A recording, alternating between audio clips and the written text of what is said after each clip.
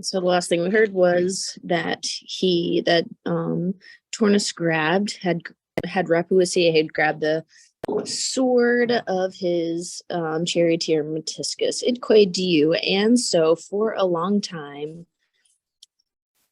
sufficit literally sufficed. It sufficed, or it was enough. While the Trojans Dabant were giving their terga, their backs, Palantia, wandering around. So while Turnus was out in the outskirts, like in the margins of the battle, and all the Trojans were turning toward him and run, like if they're showing their backs to him, they're running away from him. And that's the opening lines back on 6:15 when we opened, or 6:14 when we opened, that Turnus was chasing around the Trojans, the ones that, like, just the few that were wandering around. While he was chasing them in the outskirts, the sword did suffice during that time. Afterward, let's see, we're going to say the Mortalis Mucro, that's nominative, the mortal blade, or the mortal sword, Ventum Est. Okay, this comes from venire, to arrive or to come. So we're going to say it has come, or the Mucro Mortalis has come, or it has arrived. It arrived. You could also say having arrived. I think that, yeah, the S is included. So it has come or it has arrived. Let's see, postquam, after the, or afterwards it had arrived. After the Arma Dei Audivul Cania.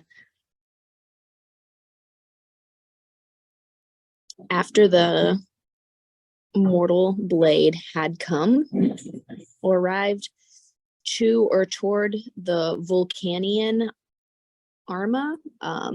So the Vulcanian, like, armor that Aeneas is wearing, and Aeneas, so here's the story, that Aeneas is wearing armor that was forged by Vulcan or by Hephaestus, and so a god made his armor, and so his armor is like impenetrable, basically. So now when this mortal blade meets the godly armor, let's see, the Vulcanian armor dei of the god, then this is what happened.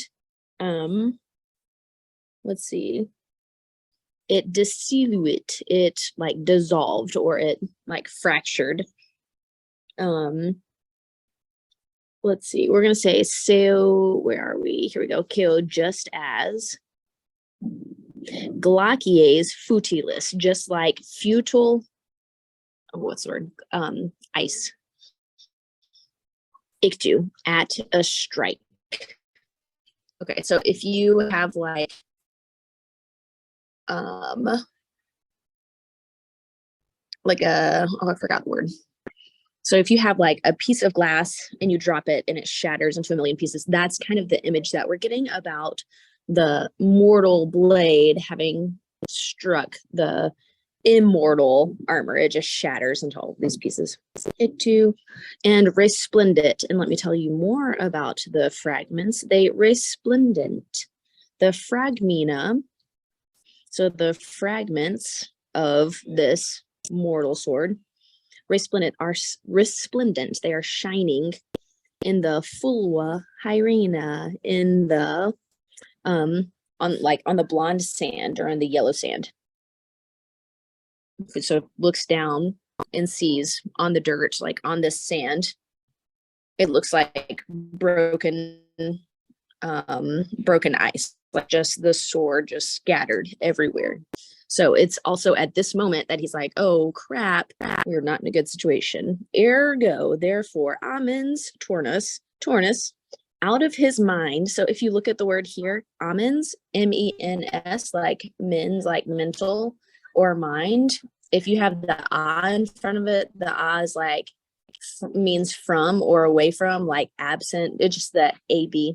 So he is like from his mind, out of his mind. he seeks, let's see, where am I? He seeks the Iquora, the plains, diversa fuga, by a diverse flight or by a different path. And so now Tornus sees his situation and he skedaddles on out of there at Nunc. And now, okay, so the Nunc here literally means now. So it's like, this is called the historical present whenever the verbs are in the present tense. Obviously, it's something that happened in the past. We're hearing a story from the past, but it's the sense that it's happening right now. And now he goes this way, and now he goes that. And it's bringing this sense of like vivacity to the story. And now, huc, unde, inde, fuc, incertus implicat orbis. Okay, so implicat, he, and we're still talking about Tornus here. He encloses, implicat, or interlaces. I'm going to say encloses. Incertos orbes, the is here is really an es. He encloses the uncertain circles. Nunc huc, now to here, and then to here. It's like now here and then there. You have, he's like winding around and around, I think is what the book says. But he encloses uncertain circles. Like he's running around and wild and he doesn't know where he's going. Undique in him. And everywhere, let's see. Inclusere, the Tilgrans, so everywhere the Trojans, they included, so which is incluserunt, they included Tornus, still understood the corona, in a corona densa, in a dense crown or a dense circle, meaning like they are surrounding him. He's running here and there and everywhere, but all the Trojans are like around him, this thick crowd, this dense corona. Corona literally means crown. Surely to goodness, you people out of anyone know that. Adque hic basta Paulus, hinc ardua moenia kingunt. And so, let's see, the Palus, this is a swamp, and the Ardua Moenia are the city walls. So from here, a vast swamp, like on this side, hink. So on one side, you have a vast swamp. So I'm going to say, like, here's our swamp. And then on this side, the city walls, so like, these look like walls to you. Just here with me, guys. So on this side, the city walls. On this side, the is the swamp, and they are kingunting. They're like cinching them in. I think this is the word that we use also for like belts. Like it cinches. It cinches. I don't know. It cinches. I wonder what you guys got for that. Talk to each other about what word you just picked out for that. But here it's a vast swamp, and it is they're ardua moenia. They're like I don't know, ardua, hard, like impenetrable, like unyielding maybe is a word that I would use. And on this side, unyielding walls. So basically you have your boy Turnus right here, and he's surrounded. You've got the Trojans all around him. You've also got these high city walls. And you've also got this big swamp. He doesn't have anywhere where he can escape. He doesn't have anywhere he can go. Like he came out really strong. He drew his sword. He like made himself huge and tall, and then came down and struck Aeneas. But Aeneas's armor totally fractured and splintered his sword. Guys, we are in a tight spot. We're not in a good spot. Nec minus, and nonetheless, Aeneas. And let me tell you about him. Here are some reasons why we might love Aeneas. So we're going to see him overcome an obstacle in this moment, and his obstacle is going to be physical. And we see that he's going to soldier on, and we're going to be proud of him, and he's going to like show piety and show fortitudo and show strength and show resilience in this moment, because let me tell you about his condition. Quam, however, or even though he is hang on. He is here's what we're going to do for the nominative. The genua tardata, his knees. Let me tell you about his knees and how they impede him. His knees, impedient, are impeding him.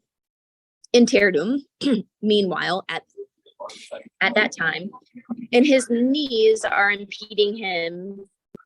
They're impeding actually his course, his flight, his run, his path. And let me tell you more about his knees. His knees are slowed down, tardata, seguita by an arrow. So it's this image that like Aeneas is big and strong and has swords and weapons and things like that, and is like so big and strong and brave. Also, he has an arrow wound in his knee. You remember Salcius, who came up and had like an arrow coming through his face? So kind of same idea here. You have somebody who's like affected by this injury, and he's being affected by this arrow. He's slowed down by the arrow in his knees.